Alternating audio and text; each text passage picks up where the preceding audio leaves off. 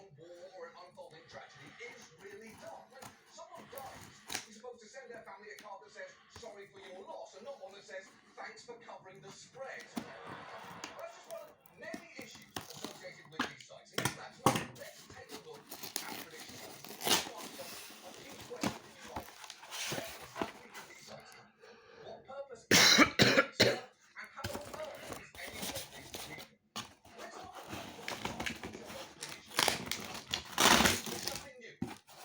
Easy to convince the people that created over electronic markets and experiment, allowing students and faculty to buy and sell predictions about upcoming elections. And in the theory, they can outperform many leading polls. The system of crowds in the form of people putting actual money behind their opinions can produce useful forecasts. And controversial uses of these markets are not new either. After 9/11, the Pentagon actually flirted with creating a market where experts could wager on future events, hoping it could help predict events in the Middle East. But it quickly shut down once members of Congress found out about it and voiced their disgust. This betting power on the internet will include wagers, for example, as the examples on the internet site put up by the Department of Defense could include, will Mr. Arafat be assassinated? Will there be missile attacks from North Korea? Will the King of Jordan be overthrown? Just as an example. I think this is unbelievably stupid.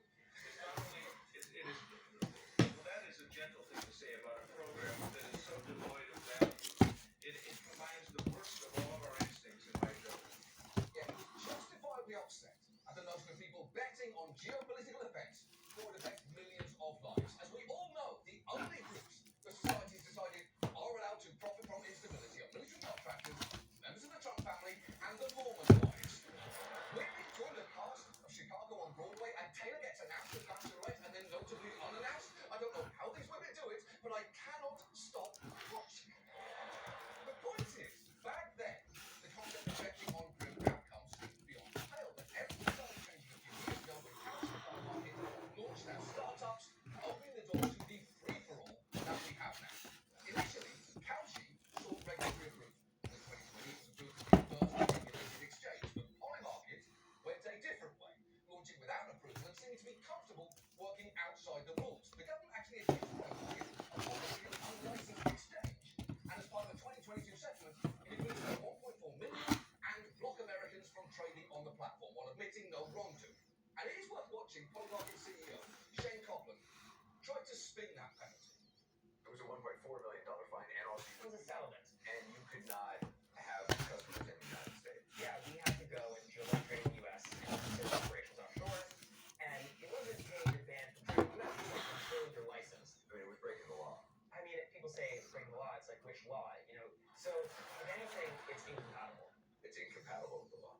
Yeah, with the regulatory matrix that existed. Incompatible with the law is clearly ridiculous. Please don't overlook the line. People say breaking the law is like, which law, you know? I'm sorry, what? I'm pretty confident there is a specific law you broke, given you know, pay a $1.4 million penalty.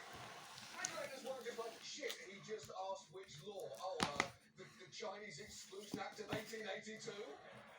From the start, Polymarket took an extremely libertarian approach, allowing users to use crypto to bet anonymously on things like war. And while it's currently rolling out a new app to US users that does have government